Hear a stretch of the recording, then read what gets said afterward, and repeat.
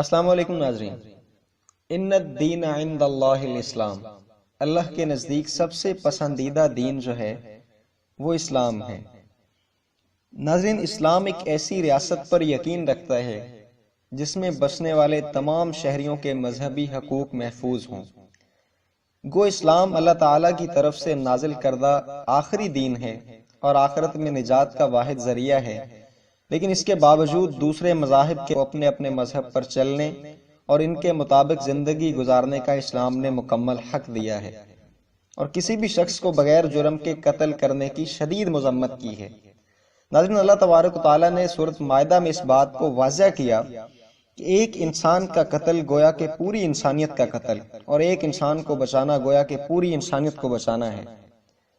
ناظرین، اب ہم بات کرتے ہیں نیوزی لینڈ کے شہر کرائسٹ چرچ میں جمعہ کے روز خطبہ جمعہ کے بعد مساجد پر ہونے والے حملے کے بارے میں۔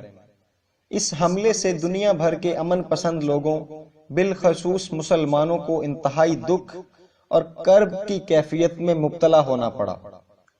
ناظرین، جنونی قسم کے دہشت گرد نے جس انداز میں مسجد میں بیٹھے ہوئے افراد کو گولیوں کے ساتھ چھلنی کیا، اس کا تصور کرنے سے بھی انسان کے رونگٹے کھڑے ہو جاتے ہیں۔ اور سب سے بڑا ظلم تو دیکھیں کہ اس سارے کے سارے منظر کو سوشل میڈیا پر لائیو چلا دیا گیا۔ اس درندگی پر مبنی سانحے کے دوران قانون نافذ کرنے والے ادارے بھی حرکت میں نہ آ سکے۔ نفرت اور تشدد کی ہر قسم قابل مذمت ہے، اور اسلام نے ہمیشہ نفرت اور تشدد کی تمام اقسام کی حوصلہ شکنی کی ہے۔ ناظرین، اللہ رب العزت قرآن پاک میں سورۃ بقرہ کی آیت نمبر 256 میں ارشاد فرماتے ہیں کہ کوئی زبردستی نہیں دین کے معاملہ میں۔ ناظرین، بالکل اسی طرح اللہ تبارک و تعالیٰ نے مساجد میں داخلے اور اس کے ذکر سے روکنے والوں کی مذمت کرتے ہوئے سورۃ بقرہ کی آیت نمبر 114 میں ارشاد فرمایا، اور کون ہے بڑا ظالم اس سے جو روکے اللہ کی مسجدوں سے کہ ذکر کیا جائے ان میں اور اس کے نام کا، اور وہ کوشش کرے ان کو ویران کرنے کی۔ ایسے لوگوں کے لیے لائق نہیں ہے کہ وہ داخل ہوں ان مساجد میں مگر ڈرتے ہوئے۔ ان کے لیے دنیا میں رسوائی ہے، ان کے لیے آخرت میں بڑا عذاب ہے۔ ناظرین، ان تمام آیات کے مطالعے سے اور ان کو پڑھنے سے یہ بات سمجھ میں آتی ہے کہ اسلام میں کسی بھی انسان کو بلا جواز قتل کرنے کی کوئی گنجائش موجود نہیں۔ اسلام مسلمان حکمرانوں کو صرف مسلمانوں سے حسن سلوک کی تلقین نہیں کرتا، بلکہ اقلیتوں کو بھی شہری اعتبار سے حقوق دیے گئے ہیں جن کو پامال کرنے کی کسی بھی صورت میں کوئی گنجائش موجود نہیں۔ ناظرین، آپ تاریخ اٹھا کر دیکھیں، اسلام کی تاریخ اس بات کی دلیل دیتی ہے کہ اسلام میں کبھی بھی کسی بھی قسم کے انسانوں پر کوئی ظلم نہیں کیا گیا۔ ناظرین، نبی اکرم صلی اللہ علیہ وآلہ وسلم مدینہ طیبہ اور اس کے گرد و نواح میں رہنے والے دیگر مذاہب کے پیروکاروں کے ساتھ حسن سلوک فرماتے رہے، یہاں تک کہ آپ نے اس عورت کو قتل نہیں کیا جس نے آپ صلی اللہ علیہ وآلہ وسلم کے کھانے میں زہر ملا دیا۔ ناظرین، وہ بالعموم اسلام اور مسلمانوں سے تعصب کا مظاہرہ کرتے اور ان کو اپنے ملک میں بسنے والے دیگر شہریوں کی طرح ہی سمجھتے ہیں۔ اس کے برعکس مغرب میں بعض نفرت اور تشدد کے سوداگر بین المذاہب ہم آہنگی، امن و سلامتی اور بقائے باہمی کی فضا کو تار تار کرنے کے لیے نت نئے ہتھ کنڈے آزماتے رہتے ہیں۔ ناظرین، کچھ برس قبل پادری ٹیری جونز نے امریکہ میں قرآن مجید کے مقدس اوراق کی بے حرمتی کی۔ اسی طرح چارلی ہیڈو نامی جریدے نے نبی اکرم صلی اللہ علیہ وآلہ وسلم کی شان میں گستاخی کی۔ مسلمانوں کی دل آزاری کرنے کے لیے مختلف طرح کی دستاویزی اور فیچر فلموں کو تیار کیا گیا۔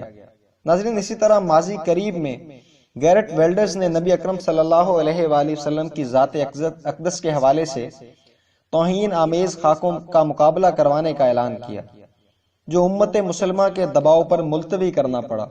ناظرین، ہالینڈ میں مسلمان مسجدوں کے میناروں پر پابندی عائد کرنے کی تحریک چلائی گئی، لیکن ماضی قریب میں ہالینڈ ہی میں گیرٹ ویلڈرز کے دیرینہ ساتھی نے اسلام قبول کر کے اقوام عالم کو شدید حیرانی سے دوچار کر دیا۔ ناظرین، یہاں سوچنے کی بات یہ ہے کہ اہل مغرب اگر انسان اور عدالت کی توہین کو روکنے کے لیے قانون سازی کر سکتے ہیں تو اسلام اور رسول اللہ صلی اللہ علیہ وآلہ وسلم کی ذات اقدس پر ہونے والی توہین کی ناپاک جسارتوں کو روکنے کے لیے بھی قانون سازی ہونی چاہیے تاکہ نفرت انگیز رویوں کا ازالہ کیا جا سکے۔ ناظرین، نیوزی لینڈ کے سانحے میں ملوث شخص کی اچھے طریقے سے تفتیش ہونی چاہیے، اور اگر وہ تنہا اس کارروائی میں ملوث ہو تو اس کو قرار واقعی سزا ملنی چاہیے۔ لیکن یہ واقعہ ناظرین کسی ایک شخص کی پلاننگ نہیں، بلکہ ناظرین یہ کچھ دماغوں کے اجتماع سے ہونے والی شیطانیت ہے کہ اس شرارت میں کوئی ایک شخص ملوث نہیں بلکہ پورے کا پورا گروپ شامل ہے، اور اگر اس کے پس منظر میں کوئی سازش موجود ہو تو اس کو بھی بے نقاب ہونا چاہیے۔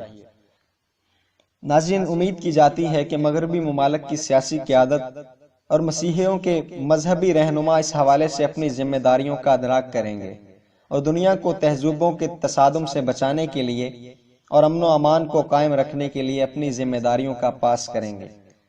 ناظرین، آخر میں یہی دعا کہ اللہ رب العزت ان تمام شہداء کو جنت الفردوس میں اعلیٰ مقام عطا فرمائیں اور ان کے وارثین اور اہل خانہ کو صبر جمیل عطا فرمائے، اور آئندہ کے لیے پوری دنیا میں رہنے والے مسلمانوں کی حفاظت فرمائے۔ اپنا بہت سارا خیال رکھیے گا، آئندہ ملیں گے انشاءاللہ ایک نئی ویڈیو کے ساتھ، تب تک کے لیے السلام علیکم ورحمۃ اللہ وبرکاتہ۔